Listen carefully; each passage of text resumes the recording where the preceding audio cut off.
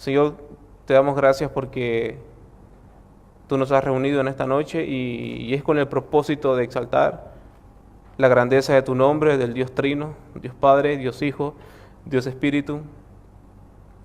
Reconocemos que en nosotros no hay capacidad alguna para poder entenderte y conocerte si primero tu Espíritu Santo no habita en nosotros. Por eso imploro y ruego que tu Espíritu Santo en esta reunión, en este culto de jóvenes, Señor, sea convenciéndonos de pecado, iluminando tu palabra a nuestros corazones y a nuestras mentes para poder amarte y para poder odiar el pecado. Señor, te pedimos esto en el nombre de Jesús y te damos gracias. Amén. Bien, vamos a leer desde el versículo 10 hasta el final. Pero tú has seguido mi doctrina, conducta, propósito, fe, longanimidad, amor, paciencia, persecuciones, aflicciones, como me sobrevinieron en Antioquía, en Iconio, en Listra, persecuciones que he sufrido, y de todas persecuciones que he sufrido, y de todas me ha librado el Señor. Versículo 12. Y también todos los que quieren vivir piadosamente en Cristo Jesús padecerán persecución. Mas los malos hombres y los engañadores irán de mal en peor, engañando y siendo engañados. 14. Pero persiste tú en lo que has aprendido y te persuadiste sabiendo de quién lo has aprendido y que desde la niñez has sabido las sagradas escrituras, las cuales te pueden hacer sabio para la salvación por la fe que es en Cristo Jesús. Versículo 16. Toda escritura es inspirada por Dios y útil para enseñar, para redarguir, para corregir, para instruir en justicia, a fin de que el hombre de Dios sea perfecto, enteramente preparado para toda buena obra.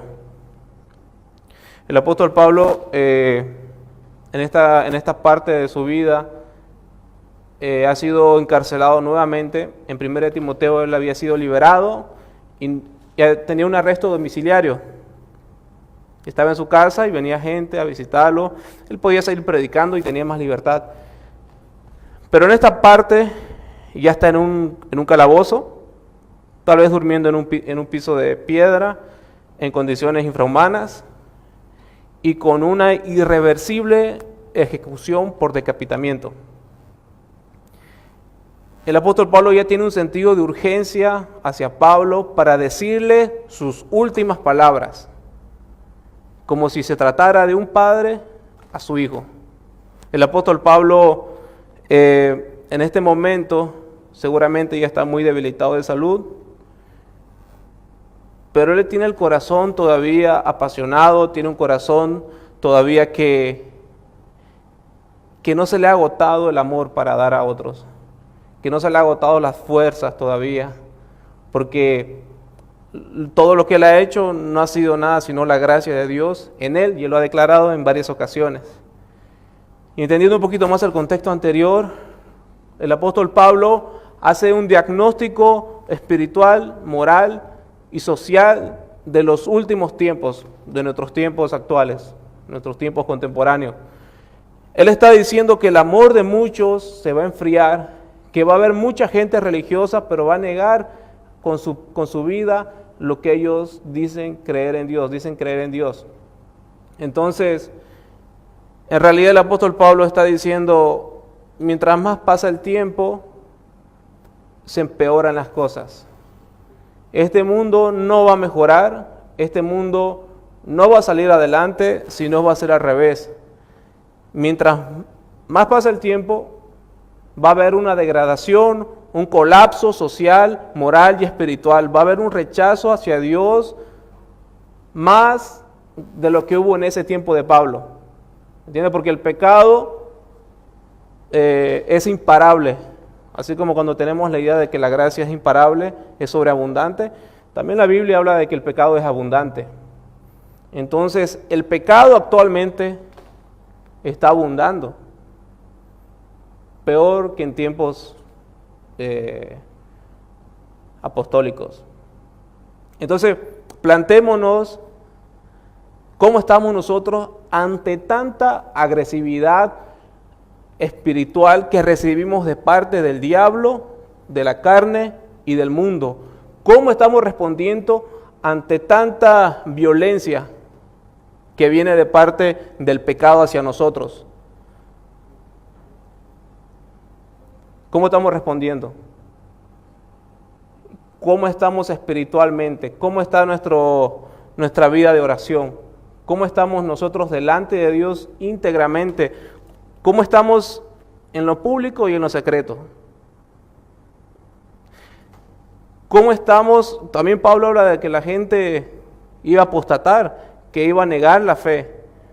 Bueno, tristemente aquí hay muchos ejemplos, como en muchas iglesias, de personas que han disertado de la iglesia, delatándose a sí mismos con su ejemplo, diciendo que no son parte de la iglesia. Es decir, personas que se han puesto tibias, han renegado de su fe, han rechazado a Dios y tristemente son desertores del cuerpo de Cristo. No porque Dios no pudo salvarlos a ellos, sino porque ellos rechazaron a Dios. Y Dios ha levantado sus manos. Y solo Dios sabe si ellos van a volver nuevamente a su redil. Entonces, hermanos, esta es una alerta a nosotros, a todos nosotros, de que estamos viviendo en tiempos agresivos, tiempos donde sin misericordia, gente que delante de personas y también de huestes espirituales que están atacando a la iglesia con más fuerza y más potencia. Pero gracias a Dios que mayor es el que está en nosotros que el que está en el mundo. Y podemos nosotros vivir en paz y tener una paz que sobrepasa todo entendimiento porque estamos bajo la gracia, bajo Cristo, porque Él ha vencido al mundo. Y no tenemos por qué asustarnos, porque al estar en Cristo, firmes en Él, firmes en su gracia, podemos encarar estos embates espirituales. Amén, hermanos. Estamos seguros en Cristo. Estamos en la fe que ha vencido al mundo. Estamos en la verdadera religión. Religión, por si acaso, significa devoción. No es una palabra peyorativa, es devoción. Estamos en la verdadera religión. Estamos en la verdadera dependencia, que es al Dios único que nos ha sido presentado en su palabra. Entonces, el apóstol Pablo dice, versículo 10, ya hablando después de todo, se dirige con un sentido de urgencia, como que si nunca más fuera a hablar con Timoteo, el apóstol Pablo. Pero tú has seguido mi doctrina, conducta, propósito, fe, longanimidad, amor y paciencia. Claramente el apóstol Pablo aquí pone en primer lugar, no sé si fue por intención o fue algo de verdad que él puso pensando en la doctrina. Él dijo, tú has seguido mi enseñanza. Doctrina significa enseñanza. ¿Y cuál es la doctrina que ha seguido el apóstol Pablo? Hago esa pregunta, a ver quién me puede ayudar. ¿Cuál es la doctrina que el apóstol Pablo le está diciendo que le siga a Timoteo? ¿Cuál es esa doctrina?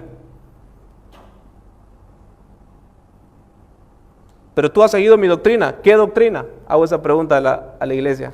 ¿Qué doctrina está hablando el apóstol? El Evangelio.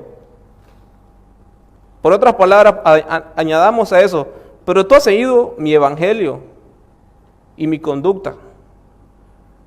¿Por qué está diciendo conducta, Pablo, después de la enseñanza?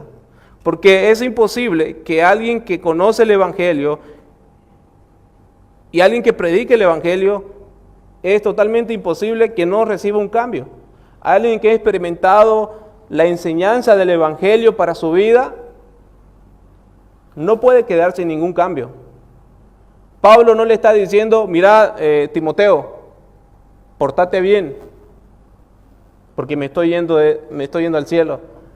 Pablo no le está haciendo un discurso moralista a Timoteo. Le está diciendo, mira Pablo, el Evangelio, la doctrina que yo te he enseñado, ha cambiado mi vida, ha cambiado mi conducta y también ha pasado contigo. ¿Eso ha pasado contigo, hermano? Propósito, fe.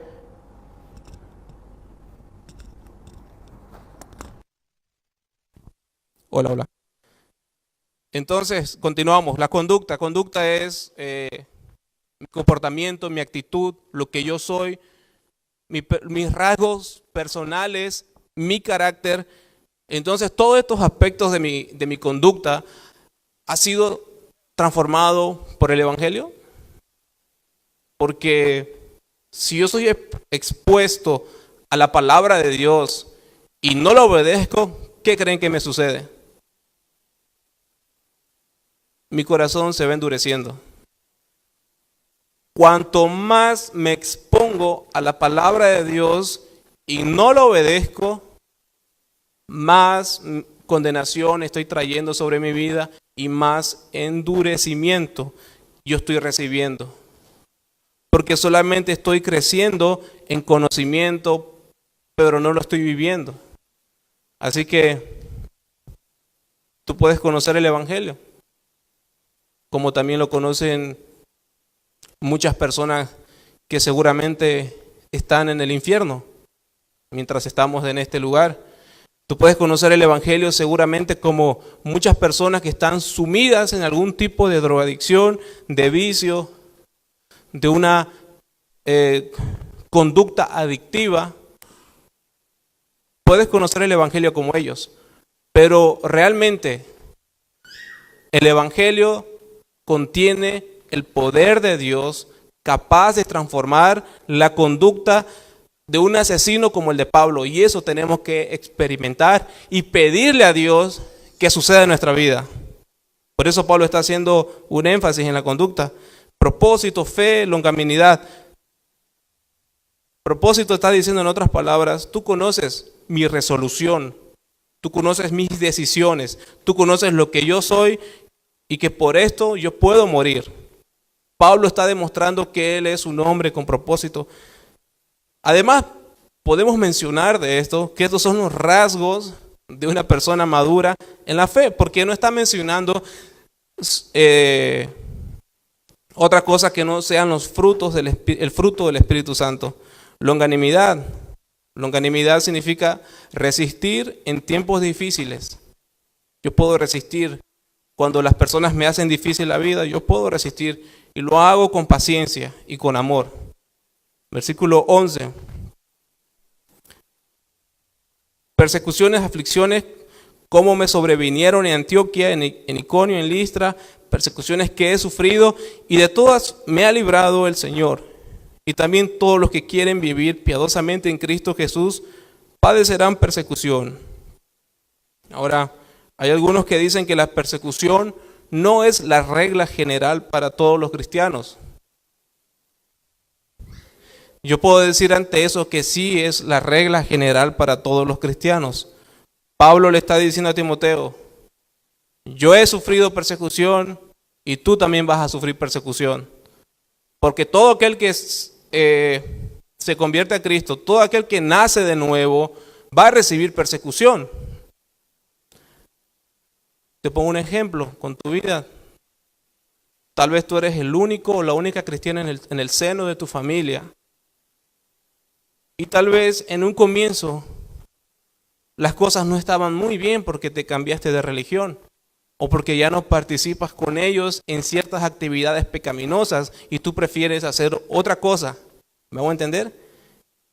Incluso en tu círculo de amigos ya has cambiado, ya no les llamas, ya no estás con ellos. Entonces, de parte de ellos va a venir un escarmiento, es decir, van a hablar mal de ti por no participar con ellos. En realidad, cuando te haces cristiano, es cuando vas a recibir persecuciones, ¿sí? Te adelanto eso, hermano o amigo que estás aquí, que vas a recibir persecuciones. ¿Por qué? Porque quieres agradar a Dios. Y esto no es sino el eco de las palabras de Jesús. ¿Cuáles fueron las palabras de Jesús hacia sus apóstoles en cuanto a la persecución? Si el mundo me odia a mí, también los odiará a ustedes. En las bienaventuranzas, bienaventurados los que sufren persecución a causa de mi nombre. Doblemente felices los que son perseguidos por mí, dice nuestro Señor Jesucristo. El apóstol Pablo simplemente está repitiendo de otra manera las palabras de Jesús.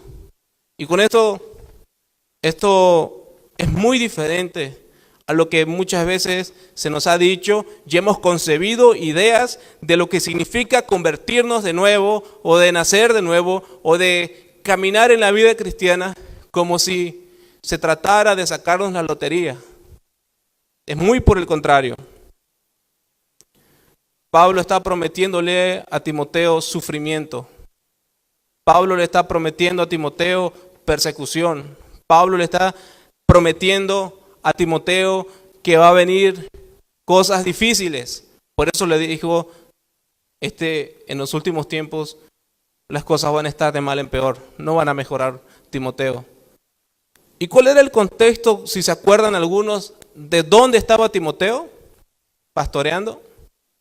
Estaba pastoreando en un lugar donde habían movimientos feministas que querían sacar a Timoteo del lugar del pastorado que el apóstol Pablo le puso. Habían falsos maestros dentro de la congregación predicando otro evangelio y que Pablo le dice que tiene que sacarlos de ese lugar y que los hermanos no tienen que juntarse con ellos. Son tiempos difíciles, hay persecución. Imagínense si el apóstol Pablo le está diciendo eso a Timoteo en esa época. Estas palabras deben de resonar en nuestro corazón con más intensidad porque estamos en el último tiempo de esta era del mundo caído. Versículo 13. Mas los malos hombres y los engañadores irán de mal en peor, engañando y siendo engañados. Pero persiste tú en lo que has aprendido y te persuadiste sabiendo de quién lo has aprendido. Bien, si va a ser normal la persecución en la vida de los cristianos, tampoco nos tenemos que olvidar de que hay un consolador en nosotros que se llama el Espíritu Santo que nos consuela en cualquier aflicción. No hay una aflicción tan grande que dure mucho tiempo en un cristiano porque el Espíritu Santo es el consolador de ese Hijo de Dios. Dios ha prometido acompañarnos hasta en el último minuto de nuestra vida y posteriormente en la eternidad estaremos con Él en una presencia inmediata con Él, frente a frente, cara a cara. Y Él ha prometido para nosotros que en la persecución misma tendremos gozo y paz y felicidad y amor. Un contentamiento totalmente extraño. ¿Cómo puede existir personas que estén felices en una persecución? Bueno, los únicos que pueden vivir esa experiencia es la iglesia de Cristo. Somos tú y yo, hermano. Esas son las promesas para nosotros en la persecución. Estoy haciendo algunos paralelos. Pero ahora, ¿por qué digo todo eso? Porque en el versículo 13 dice, mas los malos hombres y los engañadores irán de mal en peor, engañando y siendo engañados. Pero cuando ellos engañan, no se sienten tristes, ni abrumados, ni perseguidos. Ellos no se sienten mal por estar engañados, por engañar, mejor dicho. Ellos no se sienten nada así. Ellos se están engañando, ganando dinero. Ellos se están engañando, siendo infiel. Ellos se están engañando, haciendo lo que ellos quieran porque viven para sí mismos, para sus deseos, para sus placeres. Su vientre es su Dios. Esa es una forma de decir que su Dios es el placer. Es el placer. Pero aquí Pablo está haciendo una aseveración en contra de ellos, o hablando de ellos. Está diciendo que va a ir de mal en peor, que va a haber un crecimiento desmedido. Si lo viéramos en el griego, fuera un poco más violento. Está hablando de un crecimiento que va a ser repentino y grande, el pecado en ellos. Va a ser tan acrecentado su pecado en ellos que ellos van a pensar que están yendo al cielo porque creen en Jesús. Pero Pablo está diciendo, ellos están yendo de mal en peor, de mal en peor. ¿Saben por qué? Porque este mundo es solo la puerta para abrir y entrar a la eternidad. Solo es el pasillito, solo es la antesala, solo es el lugar donde cuando uno espera un avión, la puerta de embarque. Solo es eso este mundo, es una puerta de embarque, es algo temporal. Uno va a esperar, cuando uno espera un avión, ¿cuánto espera? A veces un día, a veces 8 horas, 2 horas, ya, pero es algo temporal. Este mundo es eso. Y las personas que están sin Dios, esa miseria es su disfrute. En ese lugarcito de espera, en este mundo, ellos creen que están disfrutando, están engañando, están robando, están mintiendo, están haciendo todo lo que ellos quieren hacer con su vida con tal de ser felices y supuestamente no dañar a nadie. Pero el apóstol Pablo está diciendo, ellos están yendo de mal en peor, de mal en peor, de mal en peor. Y hermano, eso éramos tú y yo. Nosotros éramos esos miserables que nos entreteníamos y disfrutábamos de lo terrenal, de lo pequeñito, de este mundo caído. ¿Y ahora qué dice la Biblia de nosotros? Que somos totalmente ajenos a este mundo, que nosotros no pertenecemos a este mundo, que somos extranjeros, peregrinos, que nosotros estamos en un constante descontentamiento con este mundo. No estamos satisfechos, porque no ha venido el tiempo de la redención, no ha venido el tiempo de la glorificación, no ha venido el tiempo en el cual veremos sobre las nubes a nuestro Señor Jesucristo. Por eso es que nosotros vivimos en una constante insatisfacción, porque entendemos que este mundo irá de mal en peor, irá de mal en peor, irá de mal en peor. Pero ¿qué tenemos que hacer nosotros frente a esta maldad acrecentada ante tantos hijos del diablo, tantas personas que no son cristianas como lo hemos sido nosotros? ¿Qué tenemos que hacer? ¿Cómo tenemos que responder ante esto? Orar, ya tomando en cuenta que sabemos que tenemos que cumplir con nuestras disciplinas cristianas, ¿no? Que es congregarnos, orar, interceder. Pero ¿qué tenemos que hacer aparte de eso? Porque nosotros éramos parte de esa advertencia. Estábamos yendo de mal en peor. ¿Y qué pasó para que no vayamos de mal en peor? ¿Qué pasó con mi vida? ¿Qué pasó con tu vida para que no vayas de mal en peor?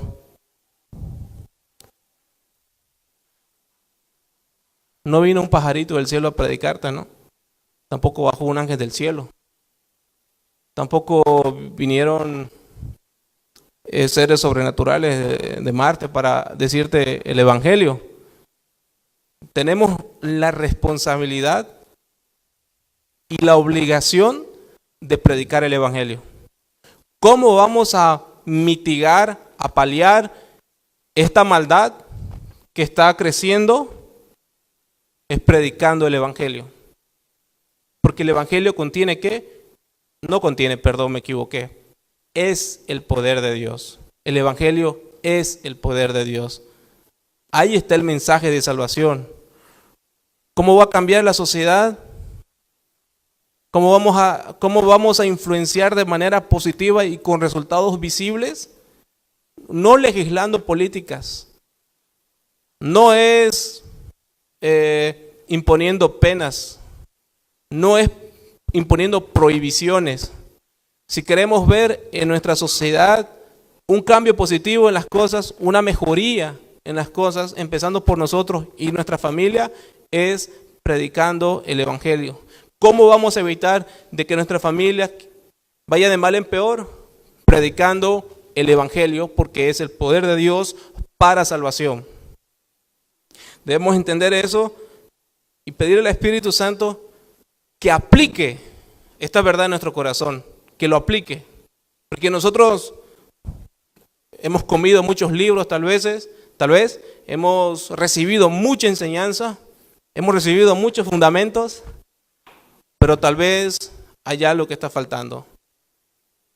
El impacto que estamos recibiendo de parte de tantas olas de violaciones y demás cosas, no digo feminicidio porque es un mal término, de violencia contra la mujer, de todo este tipo de cosas, es solamente algo visible de lo que está pasando en la esfera espiritual.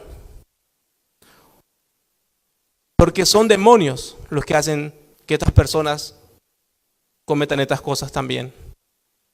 Su carne confabulando con demonios. Son ellos confabulando con demonios. Y ante todo esto, ¿qué estamos haciendo nosotros? Estamos dejando que las cosas vayan de mal en peor, porque en esto tenemos una responsabilidad. No podemos decir, en la Biblia dice que va a ir las cosas de mal en peor, así que nos escondemos en la iglesia. No, tampoco Dios nos está llamando a la irresponsabilidad de encerrarnos y no afectar con su palabra. Es cierto, va a ir de mal en peor, pero tenemos responsabilidades ante esa decadencia moral y espiritual, ir y predicar el Evangelio.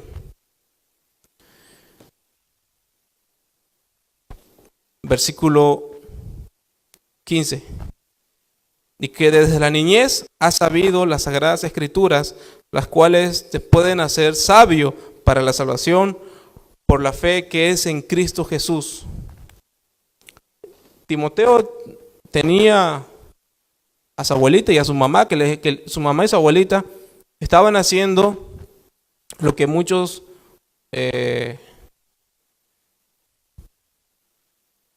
maestros de escuela dominical están haciendo en el lugar de los papás, ¿sí? Eso es, aquí Timoteo estaba siendo enseñado por el pastor o por el líder de la escuela dominical. Eso era lo que estaba haciendo Timoteo. Timoteo iba los domingos a la sinagoga a que le enseñe el líder de la sinagoga un cuentito, algo así para que él entienda el Evangelio. No, aquí hay un principio muy clave, que la familia funciona como una pequeña iglesia, donde las figuras pastorales son aquellos que están encargados de dar de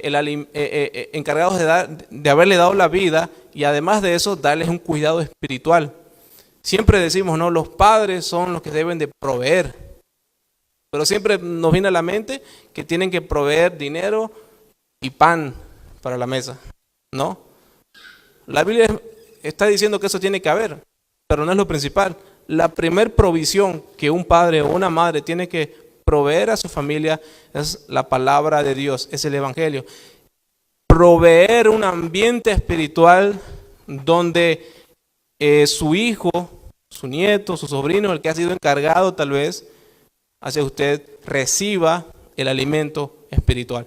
Primero, antes que todo, la provisión espiritual. Secundariamente vendrá el cuidado material. Pero aquí Pablo está hablando de el Espíritu Santo, por si acaso, al inspirar esta escritura y mencionar a la abuelita y a la mamá de Timoteo, no está aquí porque sí, o porque faltaba escribir algo y iba a quedar feo, un vacío.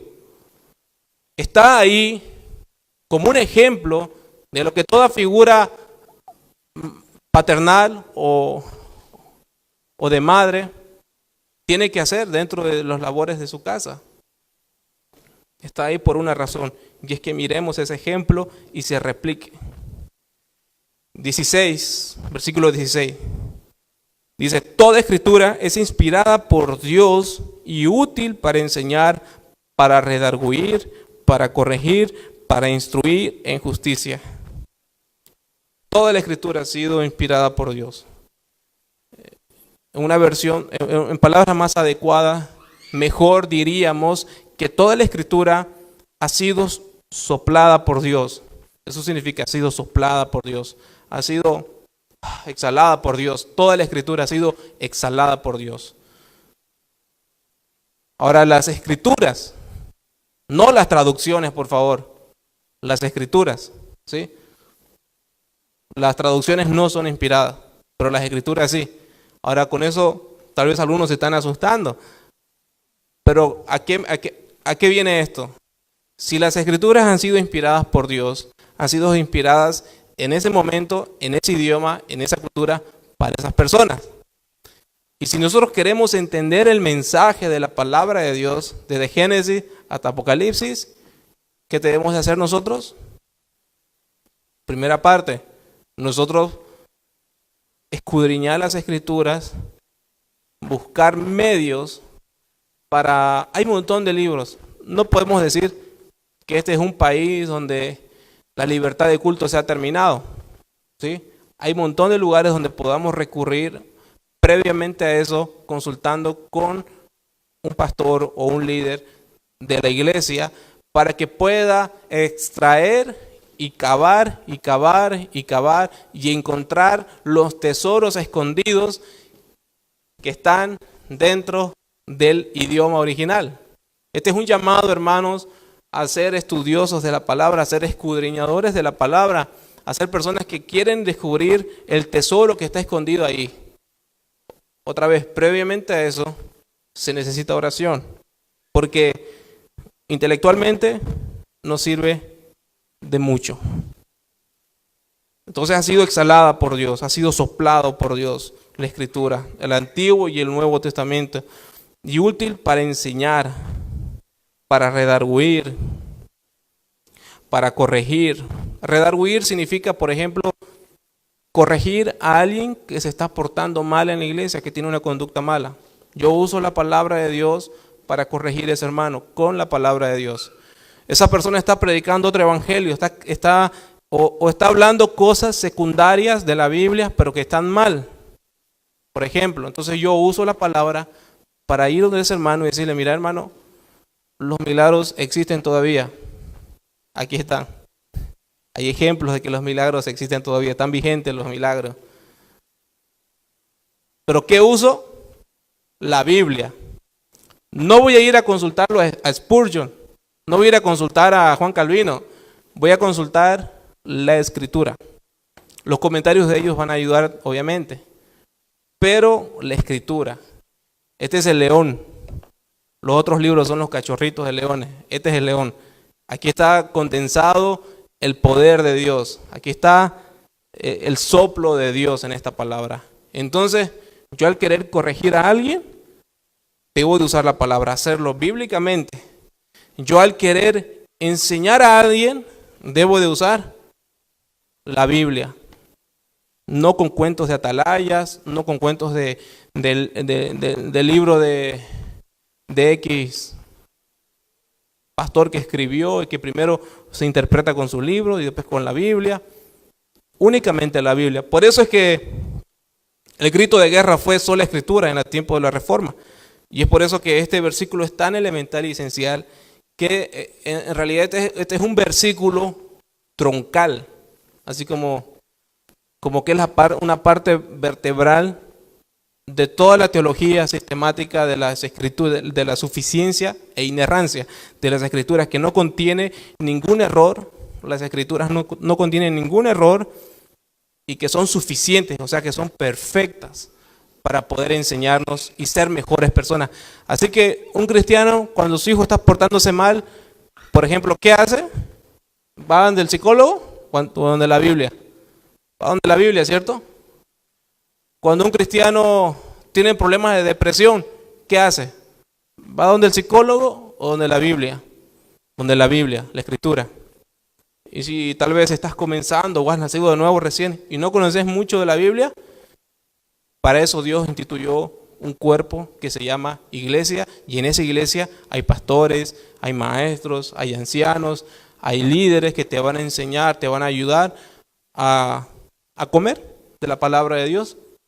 tal vez porque estás en tus comienzos de cristianismo, tal vez no entendas muchas cosas, pero para eso está el cuerpo de Cristo. Por eso que existe la iglesia, para que podamos tener una cercanía personal y poder entender más las escrituras. Entonces usamos las escrituras, ¿por qué? Porque es la palabra de Dios, ha sido inspirada por Dios. También ¿por qué? Porque es la única regla de fe y de conducta para un cristiano. Porque es el pilar sobre el cual se sostiene la iglesia.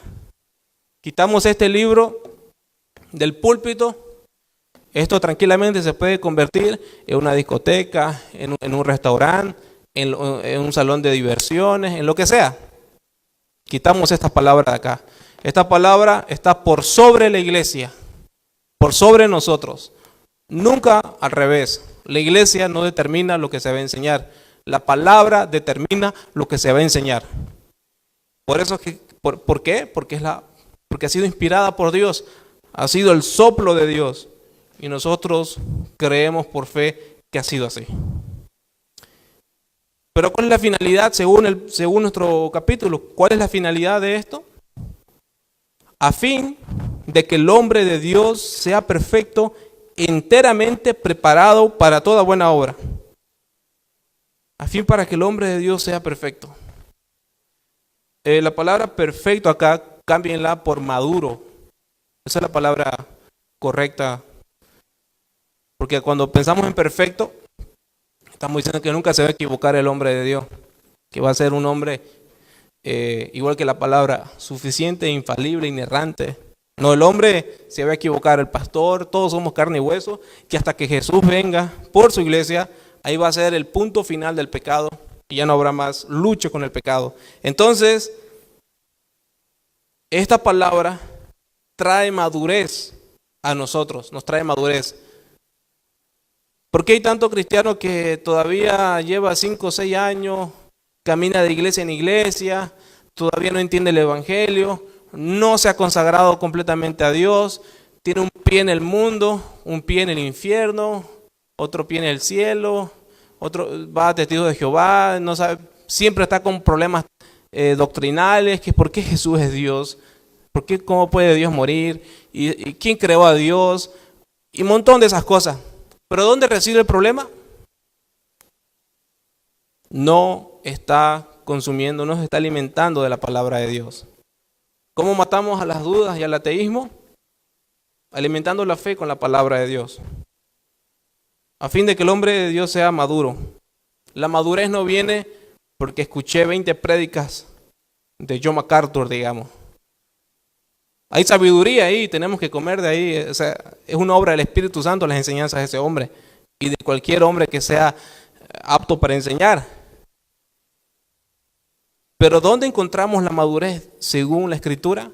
La madurez espiritual la encontramos únicamente en la palabra de Dios. La causa de tu inmadurez, tal vez, hermano, sea porque no estás sumergiéndote en la palabra de Dios.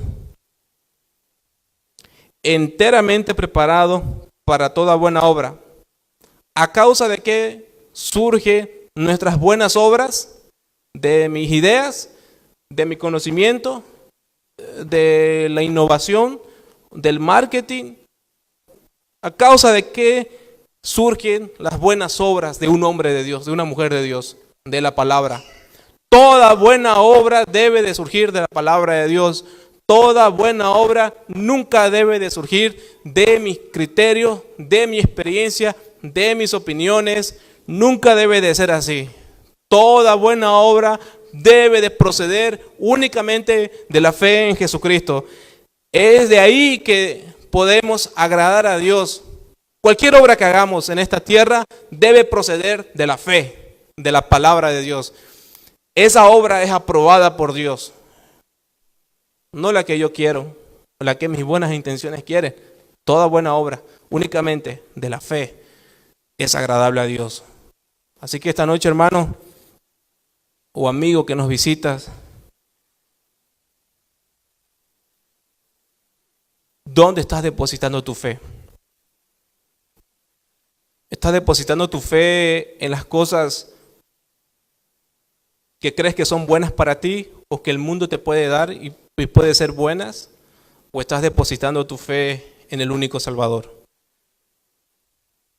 La fe es como un tenedor, es solo el objeto, es solo un medio. El fin del tenedor, ¿cuál es? Agarrar el alimento, ¿cierto? Y meterlo a la boca. Yo no agarro el tenedor y veo mi plato de comida y lo masco el tenedor. El tenedor no está para mascar. De la misma manera, el tenedor en sí solo no sirve para nada si no es para comer. La fe en sí misma no sirve para nada si no se enfoca en Jesucristo. La fe en sí misma no sirve para nada. Puedes tener fe en tu familia, fe en ti mismo, puedes tener la autoestima de campeón, puedes tener fe en que el mundo va a cambiar. Eso está, según la palabra de Dios, terriblemente equivocado tu manera de pensar. Nuestra verdadera fe debe ser puesta únicamente en Jesucristo, en su obra y en su persona, tal como lo presenta la palabra. ¿Cómo vamos a vivir una vida en abundancia? Únicamente poniendo nuestra fe en Jesucristo. ¿Y eso cómo lo hacemos? Arrepintiéndonos de nuestros pecados.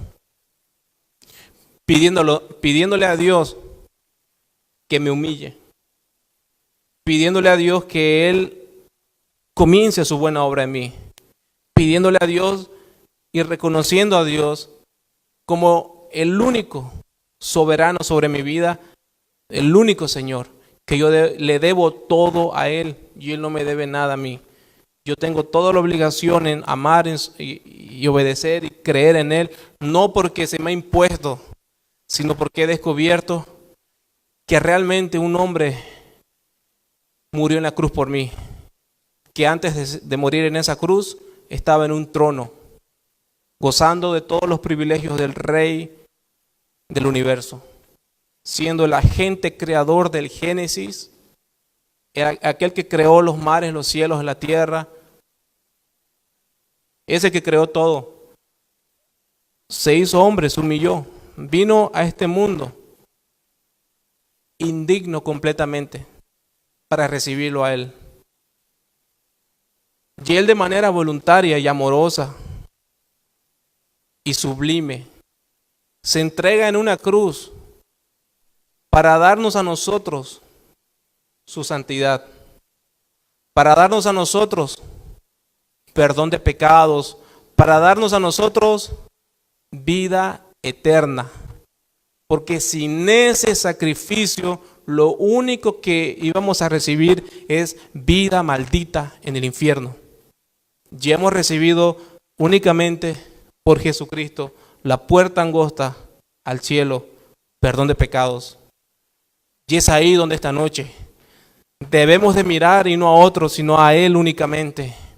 Y pedirle que nos perdone por nuestros pecados y por nuestra negligencia espiritual y por coquetear con este mundo y por ver más lo terrenal y no tomar en cuenta a Él y no arrepentirnos. Así quiero terminar esta noche, rogándote que mires a Jesucristo nuevamente. No importa si llevas 15 años de cristiano, porque es una majestad y una belleza inagotable. Un cristiano que se cansó de escuchar el Evangelio es porque tal vez nunca nació de nuevo y no es cristiano. Un cristiano anhela escuchar el Evangelio todos los días de su vida y se siente mal cuando peca. Y si tú no te sientes mal cuando pecas, es porque tienes una silla con cadenas en el infierno. Y debe ser este momento donde debes de correr a Cristo. Señor, te doy gracias porque has hablado en tu palabra por medio del apóstol Pablo a Timoteo, Señor, acerca de que este mundo, Señor, empedernido, amante del pecado y aborrecedor de tu santidad, aborrecedor de tu cruz, enemigos de tu cruz, tal como fuimos nosotros en un tiempo atrás antes de conocerte, Señor, que está acrecentándose Pero lo que tú nos has enseñado esta noche es que permanezcamos firmes en tu palabra, que permanezcamos firmes en el Evangelio de Cristo, Señor, y que si no estamos arrepintiéndonos de nuestros pecados, Señor, que este sea el momento. Que este es el momento de pedir perdón a Dios. Dios, yo te pido perdón porque no me he estado arrepintiendo, si es tu caso. Dios, te pido perdón porque mi vida ha estado entibiecida, Señor. Mi vida ha estado enamorando con el pecado. Háblale a Dios y sincérate con Él en tu corazón. Dile lo mucho que te lamentas por haberte alejado de la cruz. Pide el arrepentimiento. Señor, yo quiero más arrepentimiento en mi vida. Yo no puedo humillarme, humíllame tú a mí. Disciplíname si es necesario. Sé sincero con Dios, sé sincero con aquel que conoce todo lo que tú piensas, todo lo que tú sientes, aquel que sabe qué hay en la profundidad de tu corazón. Delante de Él todos quedamos desnudos. Señor, quiero que renueves mi corazón, quiero entender y conocerte más, Señor. Quiero comprometerme con tu causa, con tu iglesia, Señor. Yo no quiero vivir más un cristianismo lleno de esteroides, superficial. Te doy gracias, Señor, porque tú escuchas la oración de aquel corazón que está humillado, Señor. Te doy gracias porque tú respondes a aquel que está arrepentido y constrito de corazón. Te doy gracias, Señor. Gracias por esta noche. Gracias por mañana, Señor. Mañana tenemos un culto también. Gracias, Señor, por la vida, por la familia, Señor. Permítenos predicar a alguien tu evangelio en el transcurso de la semana, Señor. En el nombre de Jesús te damos gracias.